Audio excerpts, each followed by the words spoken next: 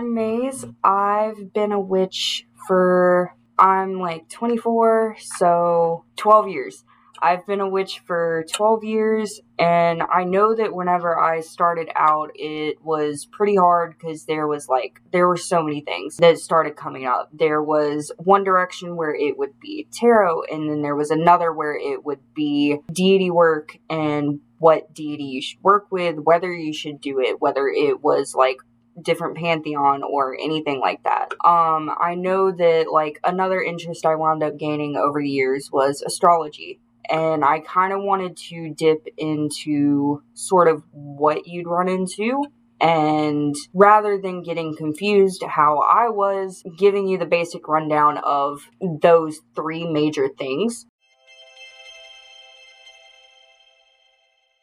So the first sort of, I guess, topic that you'll run into, the biggest one that I've found is tarot. You'll run into a lot of questions of what is it? What is divination in general? Is there a difference between like oracle decks and tarot decks? And like, how is there a proper way to shuffle? Is there like, there's so many spreads that I wound up running into. Each one of them, anytime I look from them in a different place. So for example, I'd go to one website and I'd find one interpretation of the Celtic cross, and then I go to another website, it's a completely different one. The biggest thing that I've learned while doing that is that a lot of it is really what feels most comfortable to you. Tarot is a form of divination, and really all divination is that you have a method that you use, whether it's a book, which is considered bibliomancy, or you have tarot or runes. Usually it'll come with a set meaning to anything that you pull. So like a certain tarot card, for example, strength. Strength is a major arcana card. There's like 21 of them, I believe, in a deck, and it'll usually mean something along the lines of like really feeling empowered, being able to get through something, feeling really strong, being extremely resilient, being able to push through a situation. But at the base of what divination is, all it is you're using a tool to gain insight on a situation. And there's use of your intuition or your gut feeling in regard to interpreting what those certain things mean. And you'll use it to gain insight on situations. Sometimes it can be used to predict an outcome, a lot of stuff. It's essentially, again, just using a set of tools to really get some sort of deeper insight. So one of the things that I wound up like briefly mentioning was what's the difference between oracle and tarot. So an oracle deck is usually straightforward. There's not really a set number of cards, and there's not a lot of imagery interpretation needed into it. Like a tarot deck, it'll usually come with a guidebook to let you know more in depth on the specific meanings of the cards, of like, this certain thing is around the corner. It's really meant to sort of just give you more direct insight as compared to a tarot deck. A tarot deck has 78 set cards. There's 21 major arcana, and then you have the rest of the cards, and they're situated into 4 suits. They're situated into the suit of swords, the suit of pentacles, the suit of wands, and the suit of cups.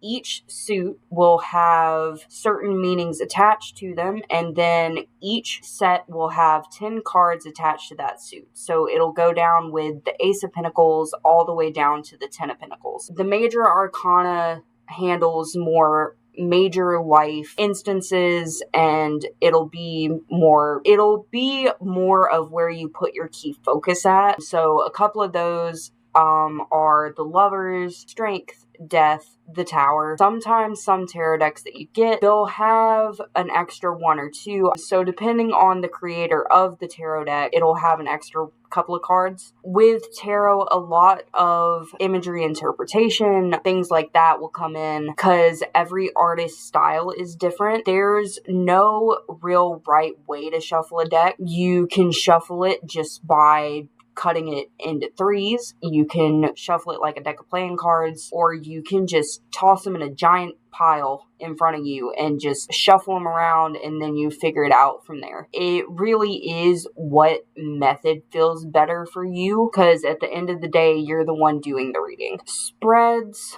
there's a lot of them. They can be used for different things, and pretty much all those are is it lets you know like sort of how to lay out your cards.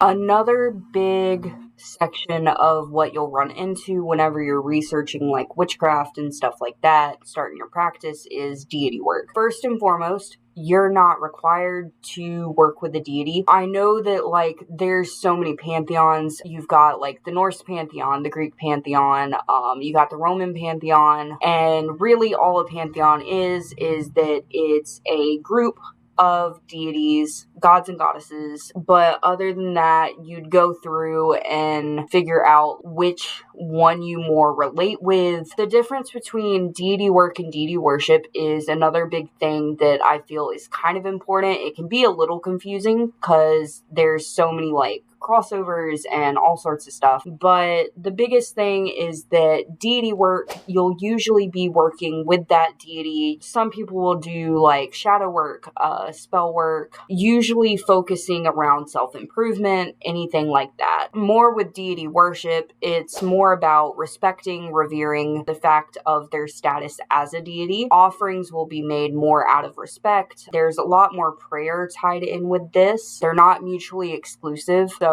somebody who does deity work may also worship that deity and have like a shrine set up for them.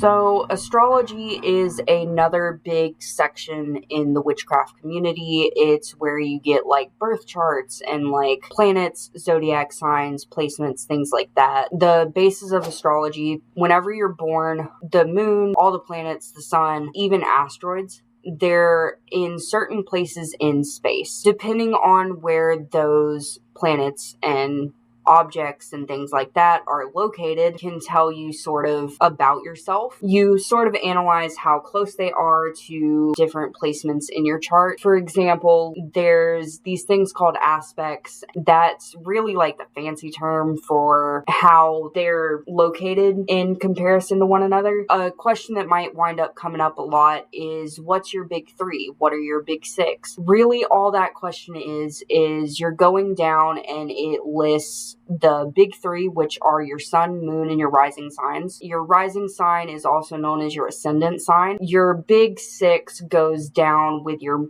sun, your moon, your rising, and then the next three planets, Mercury, Venus, and Mars. And then that would be what you give. Planets are going to have their own meanings attached to them. So you've got like the sun, moon, Mercury, Venus, Mars, planets in the solar system. But each of the planets are going to have certain meanings attached to them, and they're heavily tied to mythology. After like planets, you get into like the houses. When you get into the houses, on your birth chart, you have a wheel. In that wheel, you'll have 12 houses. It'll be divided up into like 12 sections, and each one of those sections is going to have a number 1 through 12. The different houses in astrology are going to have different meanings attached to them. Asteroids, because they are objects in space, they're gonna have their own meanings to them, and they all have to do with different things. Lilith is a asteroid that will handle more of like the shadow self, your primal impulses. Chiron